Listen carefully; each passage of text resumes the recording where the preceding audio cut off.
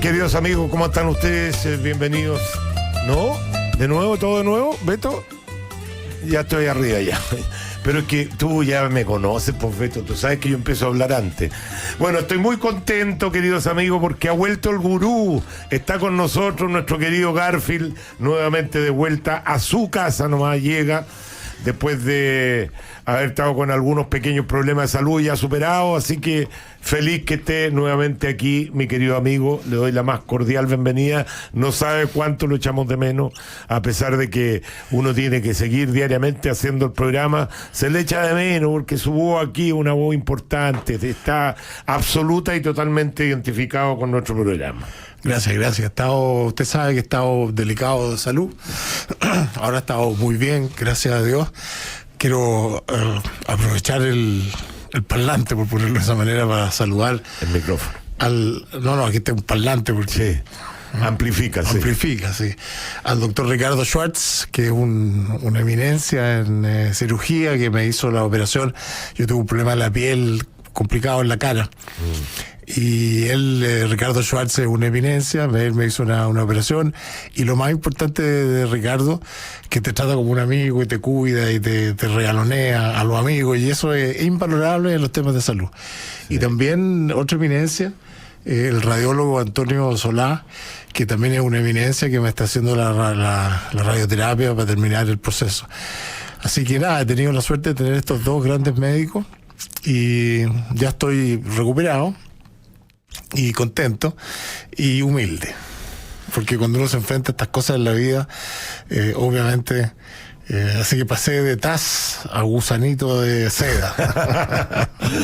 Bueno, no, lo importante es que ahora está bien, que ya está recuperado, y estas cuestiones de la piel, yo la verdad que soy re poco respetuoso, a diferencia suya, que yo tengo la piel más morena. Mi falta de respeto con el sol es menos grave que en el caso suyo, porque usted tiene piel más blanca, pero yo también tuve una célula ahí, un vaso sanguíneo, un vaso sanguíneo, y me tuve que operar. Pero es que yo no hay caso que aprenda a usar bloqueadores o que me proteja del sol. Siempre he creído que los rayos del sol es algo tan positivo que no puede hacer daño, pero hace daño.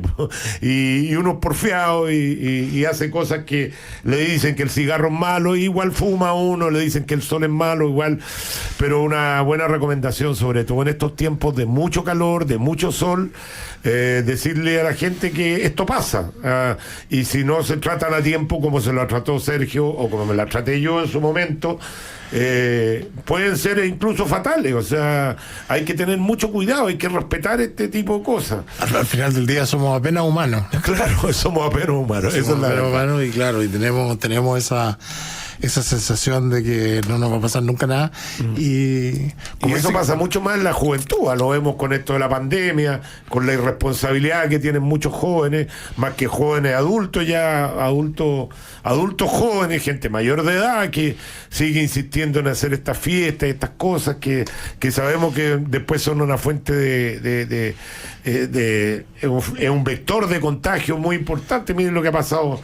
Yo pongo Cachagua porque ha sido lo más mediático, pero ha pasado en muchas partes. Pero en esos locales donde han habido fiestas grandes, finalmente el vector de contagio aumenta geométricamente. Hay una fiesta todos los viernes en la tarde en la Plaza Baqueano.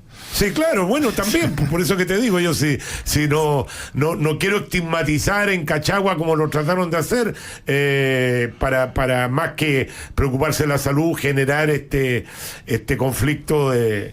¿Vio las multas que le pusieron, no? Le han puesto dos multas, una de 25 millones, otra de 40, 50. Sí, claro. Que contrasta con la multa que le pusieron al presidente Piñera de 2,5 millones, que se autodenunció por la máscara, que yo creo que es una multa excesiva, pero en fin.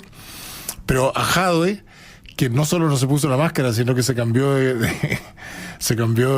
lugar, viajó por todo Chile, tuvo reuniones, le pusieron una multa de 3. Entonces la pregunta es, ¿las multas estas son discrecionales?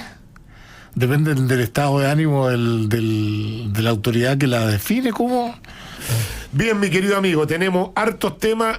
plantéenos lo que vamos a hablar hoy día. Sí, yo tengo un tema, un grande tema que yo creo que no podemos dejar de verlo todas las semanas, que es la presidencial, que ya partió, y por lo tanto esto es como un comentario, es como los comentaristas de las carreras de caballo, se van moviendo y esta semana pasaron cosas extraordinariamente importantes.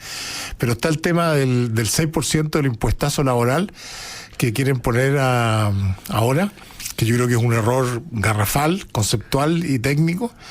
Está un tema que está asociado a la presidencial, pero que es interesante, que es la salida de Briones, y que yo creo que tiene un impacto, o sea, tiene una mirada desde el punto de vista de la campaña y otra mirada desde el punto de vista del gobierno. Está el tema de la eutanasia, que está muy fuerte, y ahí yo creo que uno tiene que sincerar sus posiciones. Yo quiero decirle que, siendo yo una persona que me considero religiosa o espiritual, yo estoy a favor de la eutanasia. Yo sé que es un tema complejo, que hay que argumentarlo, pero yo estoy a favor. Y por supuesto el tema de la pandemia y la elección. Ahora, yo quería partir con una reflexión general, si usted me lo permite. No sé si va a ir a la pausa. No, nos falta todavía. A ver, sobre la eutanasia yo comparto, y yo también, y lo he dicho aquí, que estoy a favor de la eutanasia en ciertas circunstancias, por cierto, no que alguien pueda atentar contra su vida estando sano y todo. Bajo ciertas circunstancias yo estoy de acuerdo con la eutanasia. Lo que no estoy de acuerdo es con el aborto libre, porque ahí ya no hay una decisión, ahí se está tomando una decisión por otra persona. No estoy en contra de que se debata, que haya un debate, tampoco estoy cerrado a ese tema, pero lo que yo le pido a la extrema izquierda es que no nos enseñen a hablar de nuevo. Ya nos quisieron enseñar a hablar con que nosotros, nosotras, nosotres, y ciudadanos, ciudadanas, ciudadanes, y todas esas cuestiones que para mí son puras tonteras. Ahora no quieren que le digamos guagua al feto, no quieren que le digamos niñito o niñita. Pero fíjese que esta niñita que tiró ese tema a la opinión pública, una niñita de apellido Orsini, que no tiene muchas credenciales intelectuales que podamos revisar, ¿verdad? No es una persona particularmente iluminada ni entrenada. Pero es atleta, escala muros. Escala muros, sí. Pero lo que pasa es que lo que a usted le molesta siempre, y a mí también, es el doble estándar. Porque ella tuvo una pérdida. Y ella dio declaraciones durante su embarazo y hablaba de su guagua.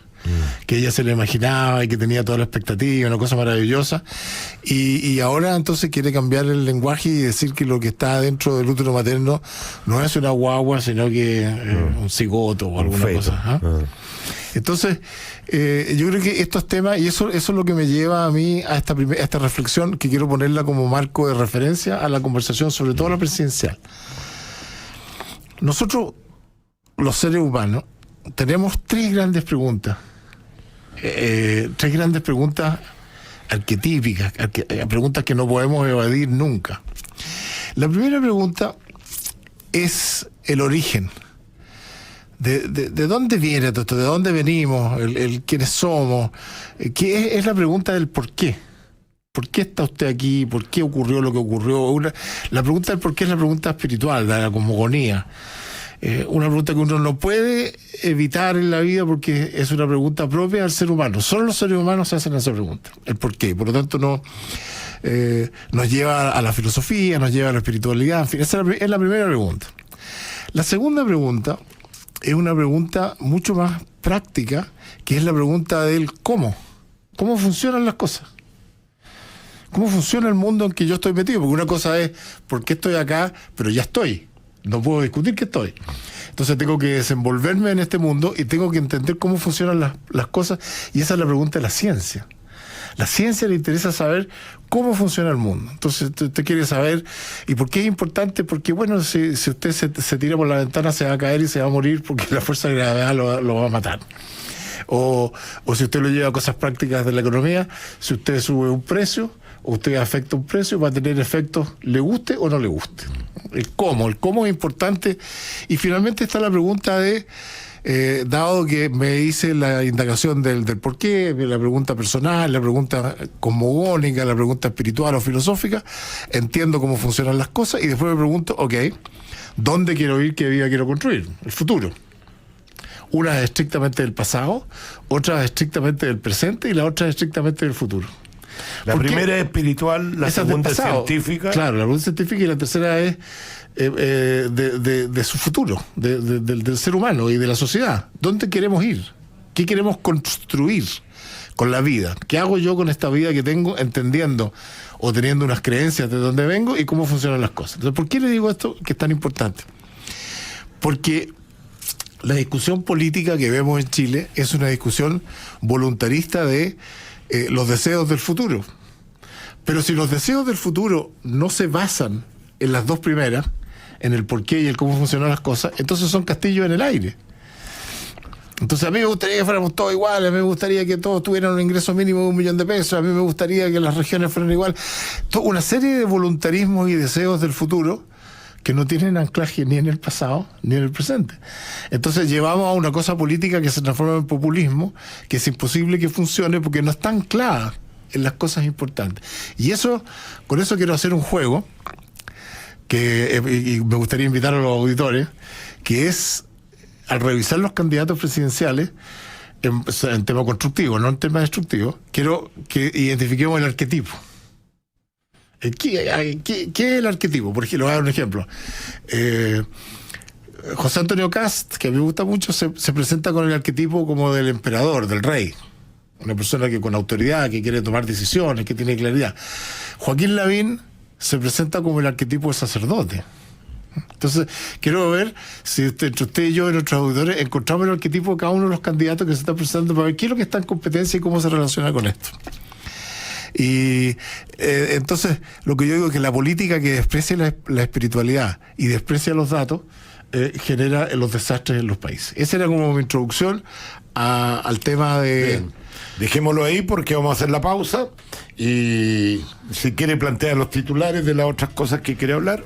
Bueno, ya dije, el 6% del impuestazo laboral, que yo creo que es un error conceptual, porque si el 6% va a ir a un fondo común, entonces es un impuesto, y es un impuesto al trabajo. O sea, usted está castigando el trabajo, y aquí viene el cómo, va a generar desempleo. No, por supuesto. Y la otra cosa que es importante es que se ha instalado en Chile la idea de que todo es gratis. O sea, todo llega como el maná en el desierto. Sí, claro. Entonces, el trabajador no va a hacer ningún esfuerzo por su propia pensión.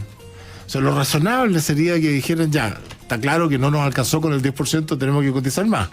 Que yo creo que 16 tampoco va a alcanzar, va a tener que ser 20 al final. Bueno, de ese 20, ¿cuánto pongo yo? ¿Cuánto es mi esfuerzo a mi jubilación? Entonces, por lo menos un tercio. ¿Cómo no va a poder poner el trabajador 2% de su remuneración a favor de su jubilación?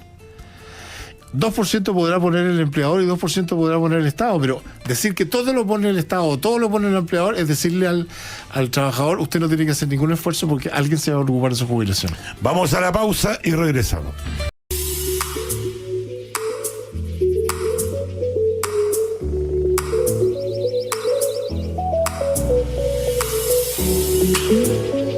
Siga con nosotros, Canal 31, lo que todos queremos ver.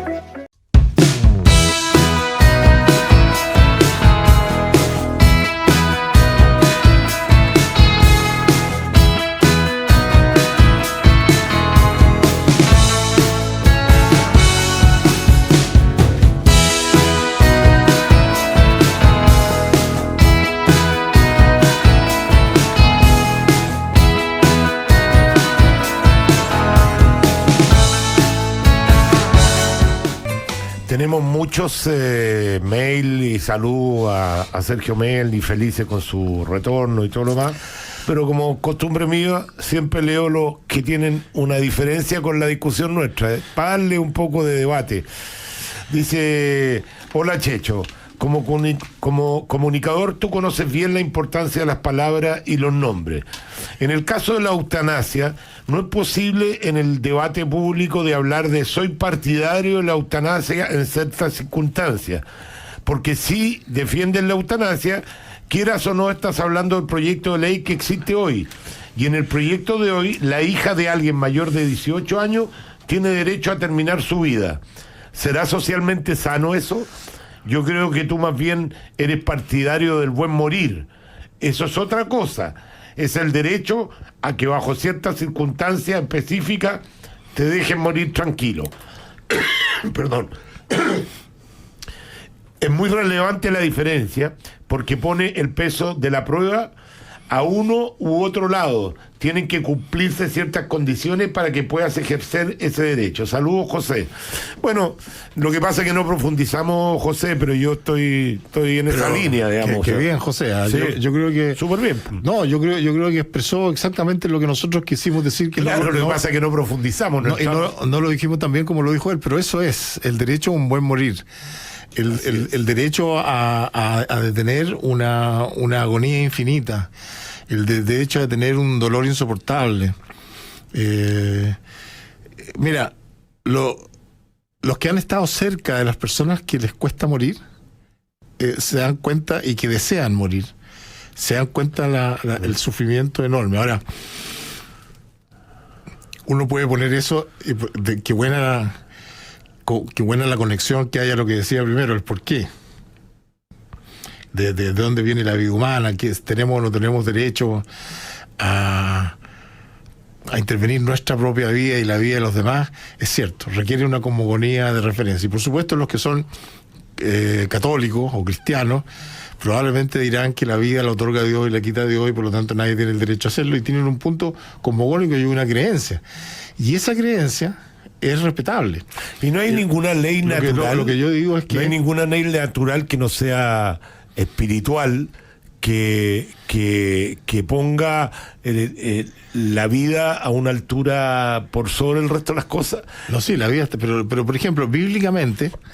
No, es que yo desde el punto de vista espiritual lo entiendo. No, pero eso bíblicamente es interesante, porque bíblicamente existe la pena de muerte. Bíblicamente existe la pena de muerte en la Biblia original. Y también en la Biblia original hay ciertas condiciones en las cuales una persona debe dejarse morir antes de cometer ciertas transgresiones al porqué. Por ejemplo, la Biblia dice que si a usted lo obligan a hacerse idólatra, usted debe dejarse morir antes de ser idólatra. Entonces, hay... Bueno, Jesús se dejó morir. Exactamente. Jesús perfectamente podría haber desistido de su posición. Y su muerte fue un símbolo que inspira a miles de millones de personas hoy día. Por eso digo que los temas son complejos. ¿Qué es lo importante? Lo importante es la libertad. Porque el hecho de que yo tenga ciertas creencias no las hace mejores que las suyas. Entonces, si una persona en su sistema de creencias estima que, y como dice nuestro auditor, bajo ciertas condiciones de dolor y de angustia y de dificultad de vida, quiere permitirle a él mismo o a su familiar dejar la vida, eso es, en mi opinión, liberal. Y debe hacerse así. Lo que no se puede hacer es imponer las creencias de unos sobre los otros en una sociedad que es diversa y pluralista, como yo creo que es una democracia moderna. Entonces, bueno, es un tema complejo. Lo importante es debatirlo con altura de mira. Así es. No con fanatismo. Ni descalificar al que piensa. Ni descalificarlo, ni decir yo tengo la verdad y tú no tienes ninguna. Ese es el punto. Bueno, por eso que yo lo mismo dije, que la discusión del aborto. Por eso que yo dije, en el aborto yo estoy en la otra posición. Estoy en contra del aborto libre. Porque creo que ahí juegan otros valores, pero tampoco voy a estigmatizar al que piense distinto, y creo que el debate se tiene que dar. Claro. Sí, se ha dado. Pero la pregunta es, ¿dónde se para usted para hacer ese debate? Entonces, desde el punto de vista personal, yo me paro en mis creencias, en mi porqué. Pero desde el punto de vista societal, yo me paro en la libertad. Me paro en la posibilidad de que las personas hagan lo que le dicen sus propias creencias sin afectar a los demás. Y esa diferencia entre lo personal y lo societal es muy difícil de hacer, sobre todo en las personas que tienen una tendencia al fanatismo. Se me había olvidado lo disperso que somos nosotros. Íbamos a hablar de presidente. No, lo que pasa es que pegados en este tema. Claro. Oye, a propósito de disperso, Andrés Polgati dice: yo comí las mismas en el Piegari, las cuerdas de guitarra tienen tiene harto buen gusto Garfield. Abrazo, Andrés. Como la gente. Oiga, mi hijo se comió un risotto de champiñones que se llegó a rechupetear. Él no tiene bigote, pero se llegó a rechupetear durante 3 o 4 días. Me hablaba del risotto de champiñones del Piegre. Y lo que no hemos hablado son de las mollejitas que nos comimos. No, pero eso lo vamos a leer en la segunda parte cuando mencionemos, cuando la Priscila me está diciendo por el interno, Sergio Mernick hace mejores las menciones que tú. Y se invita más a consumir los productos que promocionamos aquí en el programa. Vamos a dejar la segunda vuelta entonces. Sí. Las mollejas crocantes. Sí. Vamos con lo de los presidenciables. Bueno, los presidenciables es interesante porque esta semana, ¿se acuerda que teníamos entre 20 y 22 candidatos presidenciales? Acuérdense que quiero hacer el juego del arquetipo para que se me inspire, ¿eh? Y invitemos a los auditores a que nos manden WhatsApp o Twitter de los arquetipos. Esta semana tenemos 4 caídos. Y es interesante porque falta mucho tiempo para la elección y ya tenemos 4 caídos y 2 nuevos que están emergiendo fuertemente. Cayó Insulza, cayó Felipe Cast, cayó Beatriz Sánchez, que entre paréntesis la Beatriz Sánchez todavía no pide perdón por la ofensa que hizo a carabineros y a las fuerzas policiales sobre el centro de tortura en Baquedano, ¿no? Y eso no hay que olvidarlo. No ha sido capaz de pedir perdón, quiere ser constituyente y una vergüenza.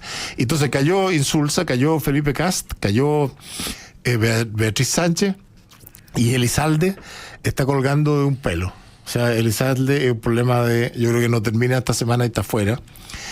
Por supuesto, los que estaban ahí como a la Guaite, que Huenchumilla ya no tiene opción, tampoco tiene Montes, tampoco tiene Lagos Weber. Yo creo que puede que me equivoque. Usted tiene más contactos con sus amigos del PPD, pero yo creo que Tarut, que probablemente sería el mejor, no tiene mucha opción, y Maldonado del Partido Radical ninguna. Entonces nos quedan todavía muchos candidatos. Tenemos además de los candidatos, si quieren los vamos viendo y vamos viendo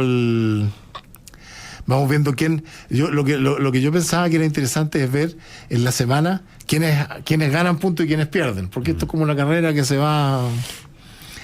Tenemos la centro derecha, tenemos a José Antonio Cast, que yo le decía, yo lo veo como el arquetipo quizás siguiendo las cartas del tarot, como el rey o como el emperador, una persona fuerte, con claridad de visión y que está dispuesto a tomar decisiones duras. O sea, el arquetipo del emperador. A Evelyn Matei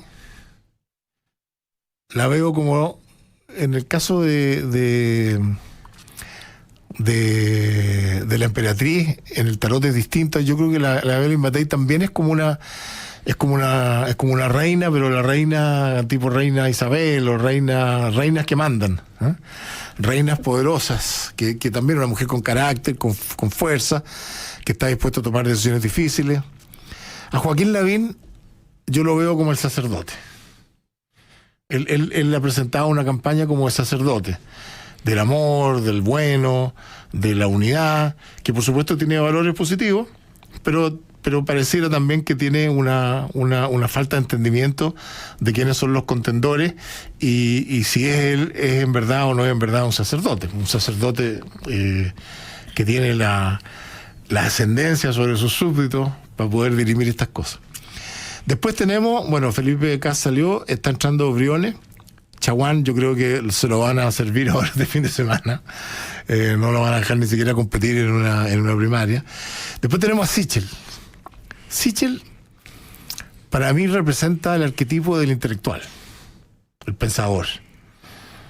Eso es, Sichel y Briones son como el arquetipo del libre pensador, de la persona intelectualmente curiosa, la persona intelectualmente abierta, que ha tenido carreteo intelectual y que sabe pensar bien.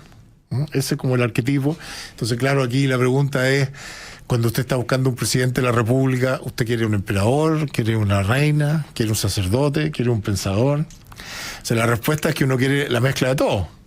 Para ciertas cosas quiere uno, para ciertas cosas quiere otro, pero al final tiene que elegir uno. Pero fíjate que a diferencia de otras elecciones, para los que votamos centro-derecha, que hemos tenido en algunas oportunidades, o en la última oportunidad de elegir al menos malo, hoy día tenemos la posibilidad de elegir al más mejor.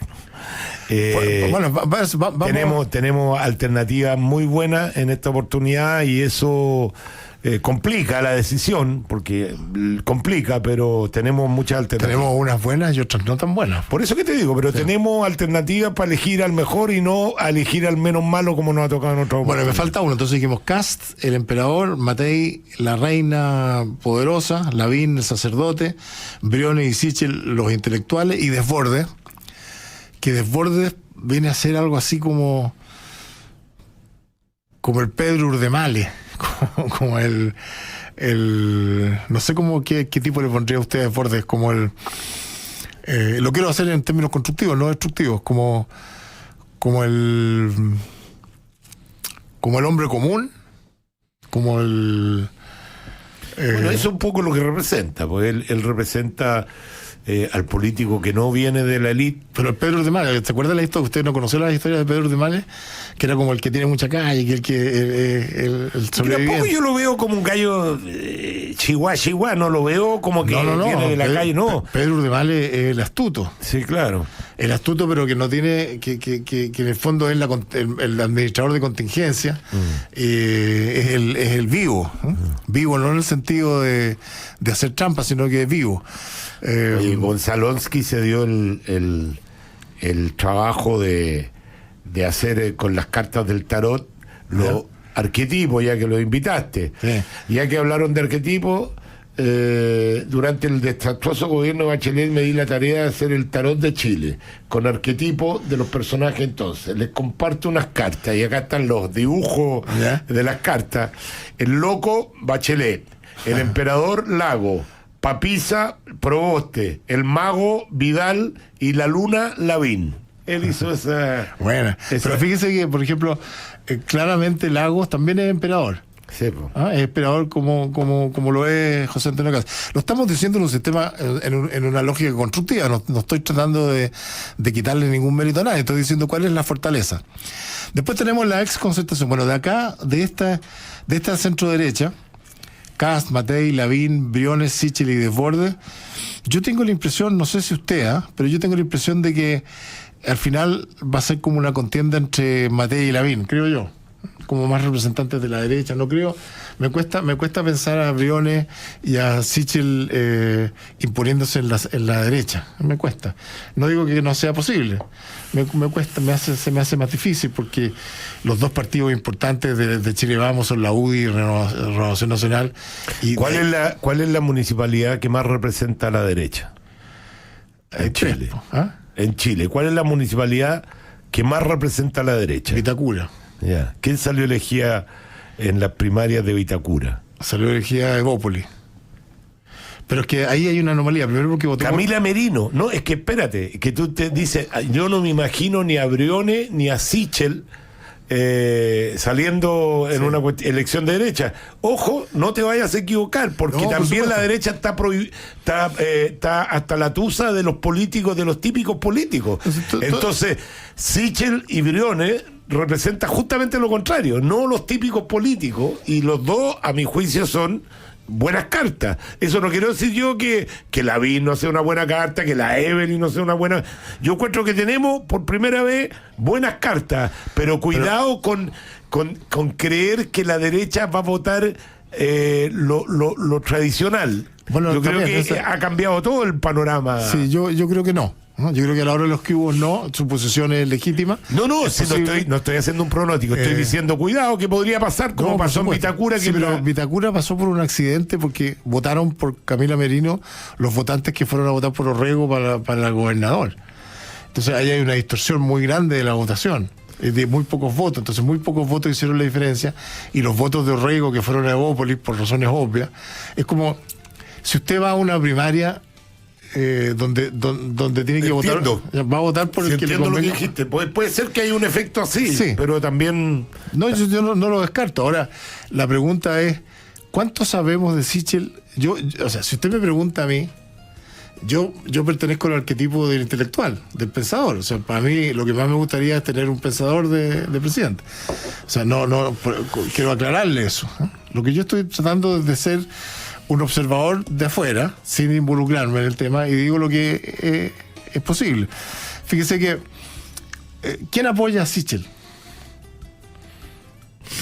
Está bien, pero ¿quién apoya a Sichel? A Sichel hoy día lo está apoyando un fragmento de Renovación Nacional, que está dividido entre Sichel y Desbordes, pero es un pedazo de Renovación Nacional.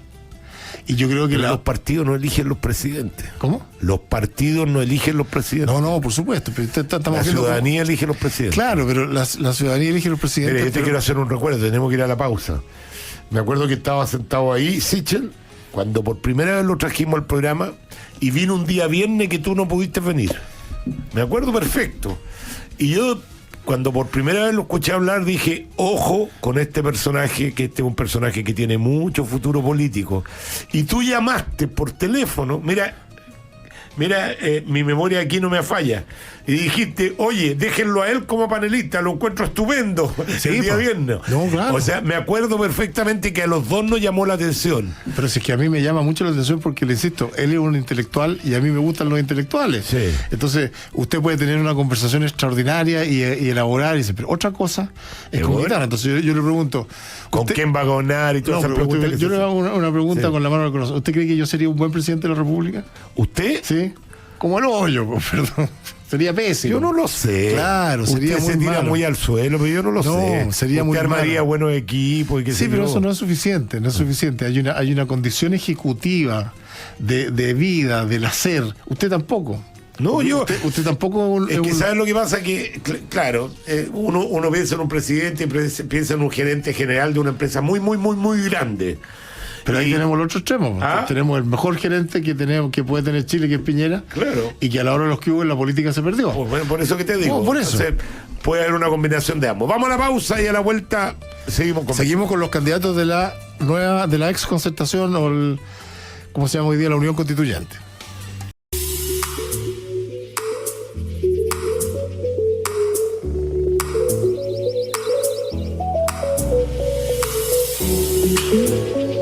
Siga con nosotros, Canal 31, lo que todos queremos ver.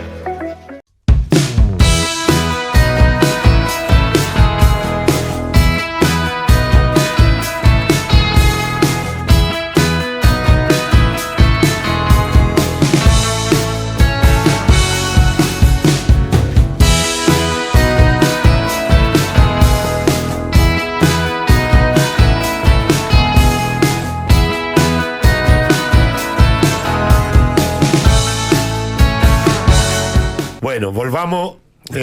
Anticipamos la. ¿Usted se comió un chuletón? Sí, no, está exquisito, pero ya es que la verdad se pasó el dueño porque nos mandó demasiadas atenciones y al final cuando ya llegaron los platos fondos que habíamos pedido estábamos los dos que no podíamos más. Pero igual comemos postre. Sí. Usted se comió unos churros. Unos churros. Se comió unos churros que vienen con el... Me salí de la dieta, ya. Ya no hable más, que la gente hasta ahora está con hambre. Oiga, yo me comí un flan casero, pero que era un tremendo pedazo de flan con manjar y crema. Bueno, es el típico postre argentino, el flan con dulce de leche, como le llaman. No siga hablando que al Beto le está corriendo una lágrima de pura hambre nomás. Ya, oye, anticipamos la noticia de lo de Chaguán. A mí me da pena porque yo creo que en democracia hay que respetar los procesos y estas máquinas que hay a los interiores de los partidos finalmente lo que hacen es destruir a los partidos, y a pesar de que todos alegamos contra los políticos, yo creo que tiene que haber una buena política. Yo de verdad, si por ejemplo en esta próxima elección no hubieran partidos políticos, no sabría cómo votar porque hay como 1000 nombres. En cambio uno se va guiando. Los partidos políticos básicamente son eso, son en encaminan. Oye, que caminan en los dos lados. ¿Ah? Caminan en las dos direcciones. Claro. Uno de los que uno quiere seguir y uno de los que dice, por ahí no. Por ningún motivo por ahí, pues, obvio. Como el Partido Comunista o el Frente Bueno, Amplio. A nosotros. Te sirve, pues. Ahora, yo quiero solidarizar con Chaguán, a pesar de que no es un candidato de mi preferencia, pero a Chaguán se lo comió la máquina. Se lo comió la maquinaria del partido, una maquinaria que organizó Desbordes, que en este minuto circunstancialmente está a favor de Desbordes, pero usted no sé si vio la segunda carta Cuero Diablo que mandó Carlos Larraín. Sí, claro. Y el despelote que hay. Entonces yo digo, ¿tiene sentido que alguien por sus ambiciones personales quiebre su propio partido? Porque eso es lo que está ocurriendo en el RN objetivamente, ¿no? Al punto en que un senador destacado, porque uno puede decir lo que quiere Chaguán, pero que un senador destacadísimo, Chaguán le ganó a Lavín en la elección. En la quinta. Es un senador reconocido, es trabajólico, es un senador... No, es un buen senador. Es un gran senador, ¿verdad? Un gran senador, sin lugar a dudas. Y que él congele su militancia y retire su candidatura porque lo pasó. Pero mira, por encima. yo creo que ahí está cometiendo un error en el análisis, creo yo, que en esto nadie es dueño de la verdad, que se está destruyendo el partido por un tema de ambiciones personales. Yo diría que hay dos corrientes claramente marcadas en Renovación Nacional, que esto es lo que es la gota que rebalsa el vaso más que una empresa personal. Yo creo que aquí hay dos corrientes. Está la corriente de Desbordes, está la corriente de Alamán. Recordemos que el mismo presidente lo llevó a ambos al ministerio para evitar justamente que se produjeran estos choques que finalmente se siguen produciendo, porque al final del día lo que está en juego ahí son estas dos corrientes. Sí, pero la corriente de Desbordes es una corriente circunstancial, Checho. Y todos los partidos tienen, los partidos viejos, tienen siempre dos o tres corrientes. El Partido Socialista tiene muchas divisiones, pero finalmente se ponen de acuerdo. Se ponen de acuerdo en algo. Yo creo que Renovación Nacional final se va a poner de acuerdo. No sé. Fíjese que en Renovación Nacional han salido varios personajes. Por ejemplo, ¿usted cree que Lili Pérez no le hizo un daño irreparable a Renovación Nacional? Bueno, Lili Pérez dio su voto para cambios políticos fundamentales que estamos lamentando. A cambio de un plato de lentejas, ¿verdad? Porque la gente se olvida. ¿Quiere que le recuerde yo cómo fue la historia? La Lili Pérez estaba tratando de formar el partido Amplitud, que en esa época que los partidos requieren 0,5% de los votos del padrón electoral. Y Lili Pérez no lo logró, y por lo tanto transó el voto por un cambio de la Constitución en el sistema electoral, porque circunstancialmente por una vez se pudiera inscribir un partido con el 0,25% de los votos en vez del 0,5%, y aún así no lo logró y perdió el partido. Le robó 4 diputados recién electos a Renovación Nacional y generó un daño tremendo. Y ella es de la corriente desbordista, donde en la corriente desbordista, o sea, hay una diferencia fundamental, por ejemplo, entre un Alamán y un Desbordes. Desbordes no es un pensador, Desbordes no representa una ideología, Desbordes representa como el oportunismo dentro de Renovación Nacional, como las circunstancias, y de hecho su gran... ¿Quién puso a Desbordes a presidente de Renovación Nacional? Carlos Larraín. Desbordes era como el secretario privado de Carlos Larraín, el que le ejecutaba, era el ejecutor, el articulador político, era como el operador político. Y Carlos Larraín está diciendo que se equivocó y le entregó el partido a alguien que él pensaba que lo iba a mantener en el curso tradicional del partido, y lo que tenemos hoy día es la posibilidad muy alta de un quiebre del partido. Y el quiebre del principal partido, porque Renovación Nacional hoy día es el partido, vamos a ver en la elección si se mantiene, Renovación Nacional es el partido más grande de la derecha, que alguna vez fue la UDI. La UDI llegó a tener casi el 18%. Yo, perdona, he estado en bastante desacuerdo en muchas de las votaciones que hizo Desbordes, ¿no es cierto?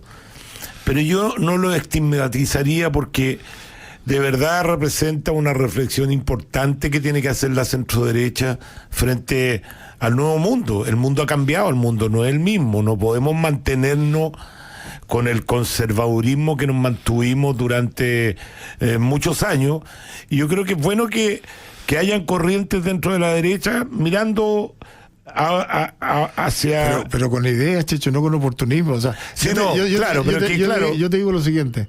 Si la Pamela Giles estima que Desbordes es el mejor candidato de RN, en algo estamos equivocados. Porque si lo decimos tú y yo, que somos de derecha, decimos, no, yo estoy por la BIM, por Desbordes, por el otro, ya.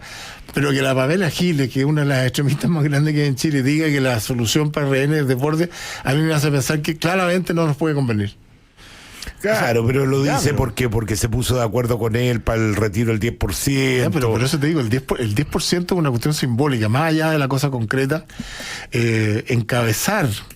Encabezar junto con Pamela Giles el 10% desde la derecha es un daño muy grande a los principios. Porque el tema no solo no resuelve el problema de las pensiones, sino que lo agrava. No, pero a ver, nunca el retiro del 10% estuvo para resolver el problema de las pensiones, estuvo para resolver el problema económico que tenía la gente en pandemia. Pero si todo el país... Todo el mundo, yo creo que tampoco uno puede ser tan liviano en una crítica. Todo el mundo que aprobó el 10% sabía que no era una buena política pública desde el punto de vista de las Hubo pensiones. gente que la rechazó, pues. Lo que te Sí, estoy claro. diciendo, Chicho, es que si tú estás en un debate público como el que hemos tenido y tú dices hay un problema en las pensiones, lo has dicho tú, las pensiones no son lo que nosotros esperábamos, tan mal, las AFP funcionan sumamente bien, es un resguardo que tenemos, es un apoyo para la economía, tenemos un problema de pensiones. Tú lo único que no haces es una política pública que deteriora más aún las pensiones, claro. porque no tiene solución más. Obvio, sí, Eso pero es lo que hizo Desbordes. que te vuelvo a repetir, Sergio. No, pero él es de gobierno. Pues. Es que no se estaba discutiendo el tema de pensiones, No, pero se estaba discutiendo el tema de que el gobierno, el Estado, perdón, no hablemos del gobierno porque echarle toda la culpa al gobierno tampoco es lógico, porque este es un Estado antiguo, lleno de grasa, lento, ¿no es cierto? Que todos estamos de acuerdo que hay que modernizarlo, hay que hacerlo más eficiente. El Estado no estaba llegando con la ayuda necesaria a tiempo para la gente. Yo creo que la evidencia dice lo contrario, Chicho. Es que ¿sabes lo que pasa? Cuando Una cosa son la cantidad de plata que se gastó y la focalización. Esto era lo más sencillo. Cada uno iba, sacaba su cuenta, a los 3 días tenía la plata. Pero no a costa de sacrificar las pensiones del Pero futuro. si yo estoy... A ver, Pero yo entonces eso no, es que es un principio...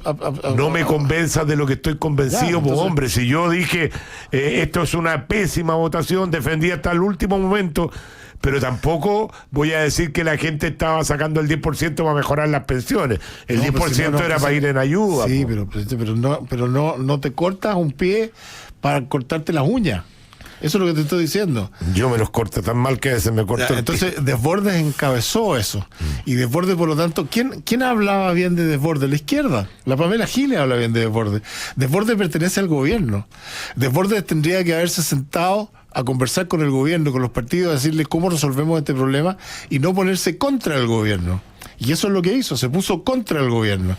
Y después, en una movida magistral, Piñera lo sacó de la Renovación Nacional, lo sacó del Parlamento y lo puso en el gobierno por un rato. Y por lo tanto se apagó.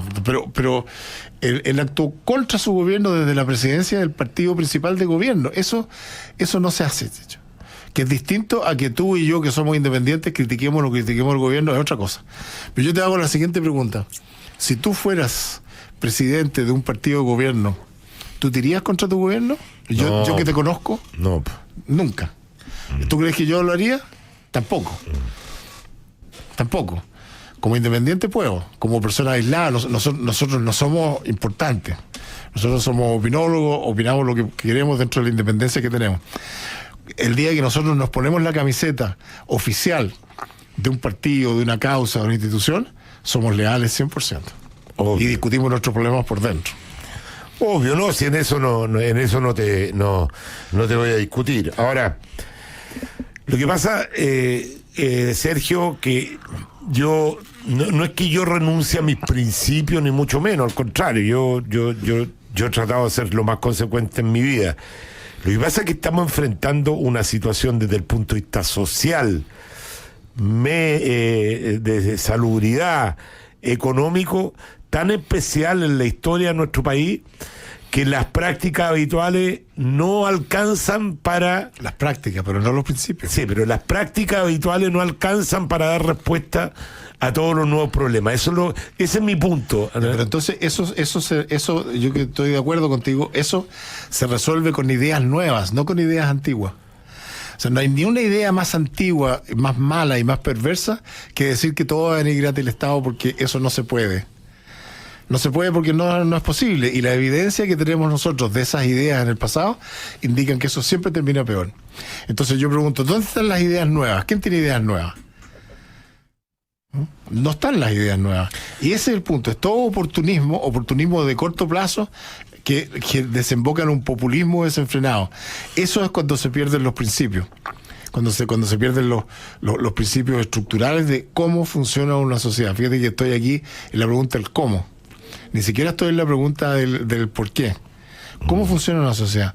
Entonces, tú no puedes porque te conviene, porque le hiciste un guiño al otro, porque en el fondo te faltan las pelotas, no ponerte el 6% de impuesto al trabajo pagado por el empleador, porque va a generar problemas del empleo absurdos.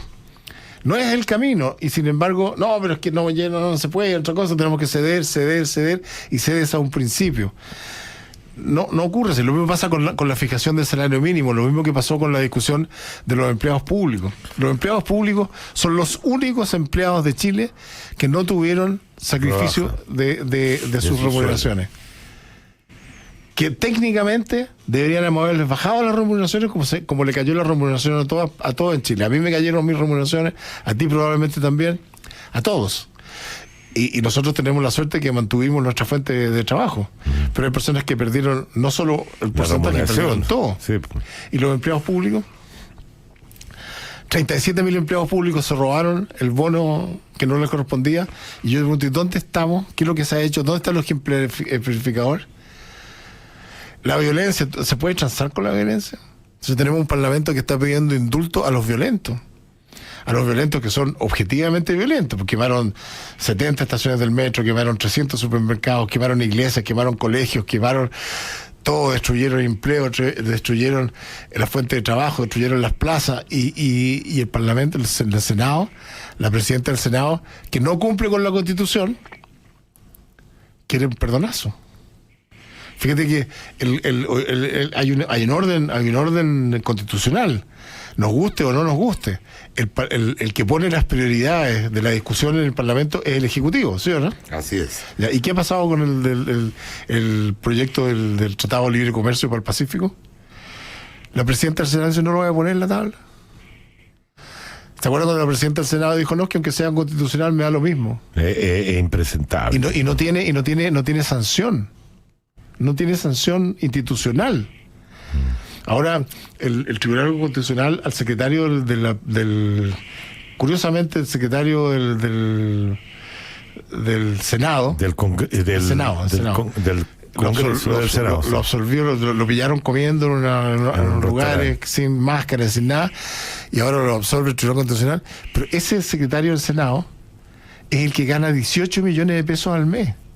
Explícame, ¿cómo el secretario del Senado gana 2 veces lo que gana el presidente de la República, 2 veces bien, lo que gana el ministro? No te pongáis populista, no me pongo populista. No mezclís los temas, porque una cosa es la sanción y otra cosa es lo que gane. Lo que estoy diciendo, ¿cómo ¿te estáis poniendo medio socialista desde que te... No, yo siempre he sido socialista. Lo que quiero decir es que algo tiene ese señor que tiene un poder omnímodo que logra que el propio Senado le asigne una porque eso está fuera de la escala pública.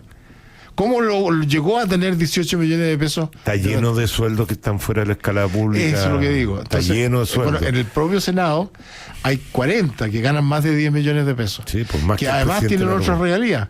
Sí. Los parlamentarios siguen cobrando los viáticos por ir a trabajar, que ya no trabajan. Yo creo que incluso, que nadie lo ha investigado, yo creo que cuando participan a la distancia, cobran el viático igual porque aparecen en la votación. Y debe haber una regla interna ahí. Toda esa falta de transparencia, que es lo que tú dices, la modernización del Estado. Ahora, yo te pregunto, ¿tú crees que estas cosas van a ser tratadas en la nueva Constitución? ¿O que la nueva Constitución se va a transformar en la lista de la lavandería? Yo espero que la gente por la cual yo voy a votar para que sean constituyentes pongan eso como prioridad, porque eso es lo que más me interesa a mí. O sea, si tú me decís ¿qué le cambiaría a la Constitución justamente en la modernización del Estado? Eso es lo que haría yo en la Constitución. O sea que la primera... Y defender, por cierto, los principios más básicos, fundamentales para que el país siga progresando, desde la independencia del Banco Central para abajo, que son 3 o 4 principios que para mí son intocables, aunque hay algunos que quieren apuntar a eso. Invitación al diálogo, yo estoy de acuerdo. Estoy de acuerdo porque obviamente... Pero eso no es ser amarillo, ¿no? Pero eso es ser rosadito, señor. Comandamos los... Bueno, pero usted es mariposa, yo soy rosado y usted es mariposa. Ya. Claro. Oiga, vámonos con las vacunas, que es re importante también el tema. Sí, las vacunas, yo que tengo un punto sobre las vacunas, que es un punto abierto de debate, que no es fácil. Antes quería decirle muy a la pasada que yo estoy completamente en desacuerdo del voto ese anticipado. Me parece que la clase política está improvisando de nuevo, estamos encima de las elecciones, me parece que es un error fundamental y yo estoy en contra, totalmente en contra. Con respecto a la vacuna, yo quería plantear el siguiente problema. No hay una vacuna, hay 10 vacunas que van llegando a poco, que son vacunas distintas. Son todas vacunas que orientan al mismo virus, pero son tecnológicamente distintas. Hay algunas que son con ARN. Y la forma de combatirlo también son distintas. Claro, hay unas que son de dos etapas, otras que son de una, otras que son con virus muertos o debilitados. Entonces, la pregunta es, ¿el Estado va a decidir cuál vacuna te pones tú? ¿O nosotros tenemos algo que decir en la vacuna? Si es que yo ya tomé la decisión de ponerme una vacuna, que yo no la he tomado, pero hay mucha gente que se la va a poner y tiene toda la razón. Yo, por ejemplo. Tú. Es parte de la libertad. Es parte de la tibieza mía. Sí. A pesar de que hay... De lo amarillento. Hay un diputado que ya planteó que tenía que ser obligatorio. Curiosamente, la Democracia Cristiana, Silver, que es el mismo que planteó alguna vez que había que sacar los saleros de las mesas de los restaurantes. Yo también me lo planteo, ¿eh? Entonces, ser honesto. No, pero espérate. A lo mejor eso es mi tibieza. Es que déjame hacer un punto ahí. Yo me lo planteo como un debate. ¿Debe ser o no obligatoria la vacuna? ¿Por qué obligatoria la mascarilla? ¿Y por qué no obligatoria la vacuna? Pero no me cambié el debate. No, es que tú dijiste, sí, hay un diputado y lo estigmatizaste. Yo quiero decir que también me cuestioné si debería o no. Porque si el 60% dice yo no me quiero vacunar, estamos perdiendo el tiempo todo lo que nos vacunamos. Sí, el problema que hay, Checho, es que la mascarilla, más allá de las discusiones, es inerte. En cambio, la vacuna tiene efectos que nadie sabe, porque es una vacuna un poco apresurada, entonces puede tener efectos muy trascendentes. Bueno, lo pongo a entrar en vez la mascarilla, la cuarentena. Ya, la cuarentena no es inerte. No es inerte. Hay gente que le afecta psicológicamente, que le afecta... Sí. Ya, bueno. Bueno, yo quiero plantear el tema para que se abra una discusión inteligente, ojalá, de cuánta libertad tengo yo en elegir la vacuna que me van a poner si es que yo decido ponerme. Porque ponte tú que te pongan a ti la vacuna A y a mí la vacuna B, y resulta que la vacuna B termina teniendo efectos laterales indeseables. Tiene que ver con la disponibilidad hoy día. Yo creo que no hay mucha capacidad de elegir. Pero es como en la época de la Unidad Popular, que elegía y la leche tapa roja o tapa blanca. Teníais 2 alternativas. Hoy día entráis al supermercado y tenéis muchas alternativas. Ahí la posibilidad de... Lo primero que quiero decir con respecto a esta discusión es que lo primero que necesitamos es más información. ¿Usted tiene información completa de los organismos de salud, de las características de cada vacuna, de los riesgos de cada vacuna, de la cantidad? Esa información está muy dispersa. Todos los días el Ministerio de Salud habla públicamente, ¿no? Sí, pero esta es una política pública. El 99% de la población no tenemos la capacidad de entender la información que nos podrían dar con respecto a las vacunas. Pero eso... Esto es un acto de fe. No. ¿Tú confías o no confías en la autoridad? No me pide un acto de fe en políticas públicas, señor. ¿Y cómo podís saber qué componente tiene una vacuna? Con información, pues. Está bien, pero una persona que no tiene formación científica, no ningunee a la población, porque además van a ver los intermediarios, y cuando venga la información, usted en su programa, yo cuando venga voy a decir, mire, la información que dio el Ministerio me parece por esto, va a armar el debate. Sí, volvemos a lo de siempre, la gente, la masa no piensa en las personas, pero las personas influencian a la masa.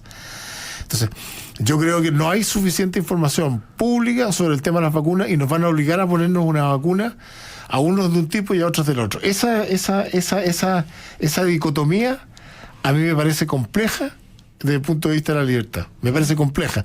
Y creo que hay que abordarla como tema público, y la única manera de abordarla es con información. Y escuchar a los detractores también, porque hay mucha gente que es científico, no solo gente mística, sino que científicos que tienen una opinión muy negativa con respecto a estas vacunas. Bueno, hay que escucharla, junto con los que tienen la posición positiva. Y dentro de eso, las miradas con respecto a cada una de las vacunas. Porque, yo le insisto, si a mí me ponen la vacuna que tiene menos efecto y a usted le ponen la vacuna que lo revienta, ¿por qué a mí me hicieron bien y a usted le hicieron mal? Porque hasta el momento no hay ninguna evidencia que exista una vacuna que te reviente. Porque estamos encima del tema. Porque el efecto de las vacunas no siempre es inmediato. Puede ser en 40 años más, dice o usted. puede ser en un año más. No, pero 40 años más da lo mismo. Da lo mismo. En el caso nuestro da lo mismo. Pero puede ser en 2 años más. Y puede ser que para la gente joven tenga efectos. Para usted y para mí, por ejemplo, yo escuchaba mucho de lo que afecta a los sistemas reproductivos. No sé si es verdad o es mentira.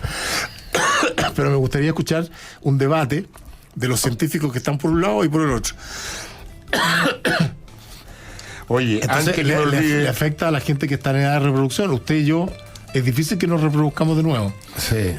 Oye, este domingo en Café Cargado tenemos invitado a Teresa Marinovich, que ha estado en la noticia y que provocó toda la atención en la centroderecha al ser elegida como candidata constituyente, y a Juan Pablo Sáez, el actor que va como candidato a alcalde a Ñuñoa, un emprendedor también, Juan Pablo, que se le quemó el teatro. Así que tenemos 2 invitados bien interesantes este domingo en Café Cargado a las 8 de la noche por la red, para que no se lo pierdan. Felices del regreso de Sergio. Ojalá que lo tengamos bien seguido, mi querido amigo, y cuente con nosotros para apoyarlo, aunque se enoje un auditor. Yo le voy a hacer campaña a Sergio Melny para que le vaya bien como concejal. Grande, Checho, grande. Vamos, que se fue. Porque apóyenme en la candidatura a concejal. Porque como que se llama, yo conociendo a Sergio, él no va a hacer ni una campaña. Nunca me pidió que mencionara lo de la municipalidad. A mí se me ocurrió por si acá. Así que...